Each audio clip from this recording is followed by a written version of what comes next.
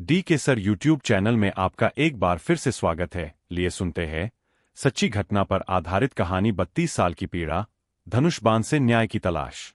65 साल का एक आदमी, सफेद दाढ़ी, थके हुए चेहरे पर उभरी लकीरें और आंखों में न थकने वाली एक आग।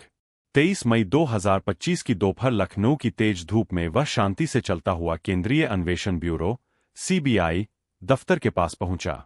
लोगों की नजर उस पर नहीं गई क्योंकि उसके हाथ में न तो बंदूक थी न कोई विस्फोटक, सिर्फ एक पुराना लकड़ी का धनुष और उस पर कसा हुआ एक सीधा तीर, मानो किसी पुरातन युग से कोई साधु चला आया हो। किसी ने सोचा भी नहीं था कि अगली ही पल ये बूढ़ा आदमी उस धनुष को खींचेगा और देश की सबसे बड़ी जांच एजेंसी के एक अधिकारी पर तीर चला देगा। वीरेंद्र सिंह, सीबीआई का सहायक उपनिरीक्षक, खून से लथपथ जमीन पर गिर पड़ा।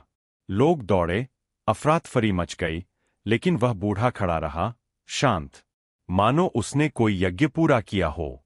यह कहानी सिर्फ एक हमले की नहीं है। यह उस आदमी की कहानी है जिसका नाम है दिनेश मुर्मू। एक समय भारतीय रेल में काम करने वाला साधारण कर्मचारी, लेकिन बीते 32 वर्षों में वह अपनी ही तरह साधारण न्याय प्रणाली की एक असाधारण मिसाल बन गया। 1993 में मुंगेर, बिहार में रेलवे की नौकरी करते हुए दिनेश ने एक सहकर्मी के खिलाफ रिश्वत लेने की शिकायत दर्ज कराई थी। उसका इरादा साफ था, व्यवस्था को सुधारना, भ्रष्टाचार के खिलाफ आवाज उठाना। लेकिन जैसे ही मामला सीबीआई के पास पहुंचा, पूरा खेल पलट गया। दिनेश को ही इस मामले में आरोपी बना दिया गया।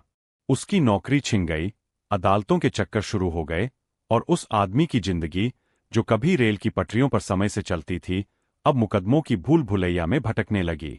वह न कोई अपराधी था, न कोई नेता, न ही कोई गिरोहबाज, सिर्फ एक आम भारतीय जो न्याय चाहता था। वर्ष दर वर्ष अदालत में पेशियां, वकीलों के खर्च, कर्ज और अंतहीन इंतजार। एक दिन वह अकेला रह गया। परिवार ने साथ छोड़ दिया, नौकरी गई, सम्मान खत्म हो गया।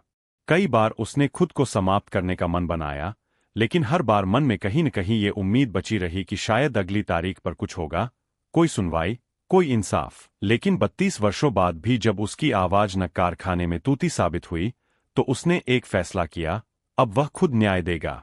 और वह न्याय अदालत में नहीं, धनुष बाण के सहारे करेगा। यह उसका प्रतिशोध नहीं था, यह उसकी आत्मा की चीख थी जो इतने वर्षों से दबती चली आ रही थी। उसने धनुष खुद बनाया, तीर भी खुद तराशे। 2 महीने तक लखनऊ की गलियों में भटका, सीबीआई के अधिकारियों की पहचान करता रहा। वह किसी को मारना नहीं चाहता था, वह सिर्फ तंत्र को झकझोरना चाहता था।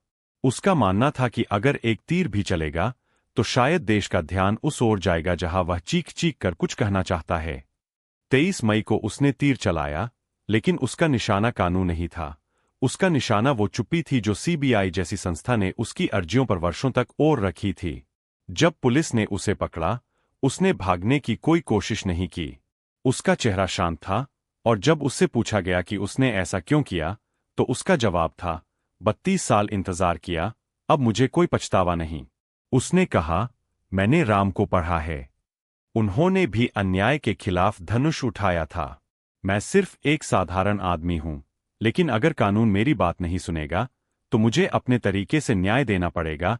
यह सुनकर वहां मौजूद पुलिस अधिकारी भी कुछ देर के लिए खामोश रह गए। उसके इस कृत्य के बाद एक बार फिर 1993 का मामला खोला गया।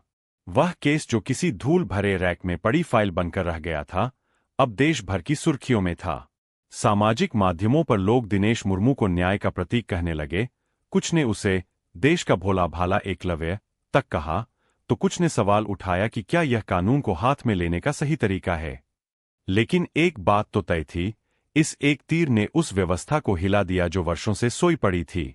सीबीआई को अब जवाब देना था कि क्यों एक आदमी 32 साल तक एक मामूली से मामले में फंसा रहा, क्यों उसकी आवाज को कभी किसी ने गंभीरता से नहीं लिया, और क्यों वह तीर, जो किसी को मारने के लिए नहीं बल्कि झकझोरने के लिए चला, इतना असरदार साबित हुआ। दिनेश मुर्मू अब जेल में है, लेकिन वह कहता है, अब मेरा मन शांत है, अब मेरी बात कम से कम सुनी तो जा रही है। उस बूढ़े आदमी की आंखों में अब भी वो आग है, लेकिन अब उसमें दर्द से ज्यादा तसल्ली है कि उसने कम से कम अपने हिस्से की लड़ाई लड़ी, चाहे तरीका कुछ भी रहा हो। यह कहानी सिर्फ दिनेश मुर्मू की नहीं है। यह हर उस भारतीय की कहानी है जो तंत्र से टकराता है, जो सच बोलता है लेकिन वर्षों तक अनसुना रह जाता है, और जब उसका सब्र खत्म होता है तो वह या तो खामोश हो जाता है या धनुष बाण उठा लेता है। तो यह थी आज की कहानी। कहानी पसंद आई हो तो प्लीज लाइक, सब्सक्राइब और शेयर अवश्य करें। आपका दिन शुभ हो।